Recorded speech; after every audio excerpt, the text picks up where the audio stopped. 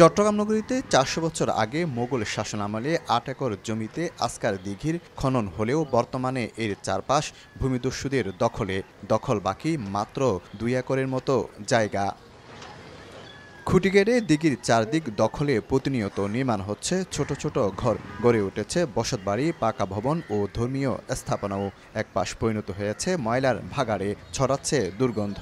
পুকুরের অবস্থা বাজে, আর মনে হচ্ছে যে সামনে যত দিন যাচ্ছে মনে হচ্ছে যে পুকুরটা ভরাট হচ্ছে আস্তে আস্তে। পানি টানি ময়লা, তারপর বা ওয়াশরুমের যে সব পানি আছে সব এটাতে পড়তেছে। ২০০ বছরের পুরনো বলুয়ার দিঘির অবস্থা আরও নাজুক। জলাশয়টির মাঝখানে নির্মাণ করা হয়েছে বসতি, চারপাশে চলছে দখলদারদের নির্মাণ কাজ। এতে পানি চলাচল ও সংরক্ষণের অভাবে বাড়ছে জলাবদ্ধতা, নষ্ট হচ্ছে আশেপাশের পরিবেশ। এ বিষয়ে আইনগত ব্যবস্থা নেওয়ার আশ্বাস পরিবেশ অধিদপ্তরের। তাদেরকে রাষ্ট্র ওয়াচডগের দায়িত্ব দিয়েছে, তারাই যদি চুরি করে, তারাই যদি দুর্নীতিবাজদের সাথে শেয়ারিংয়ে চলে যায়, তাহলে ভালো কিছু আশা করতেই করবেন।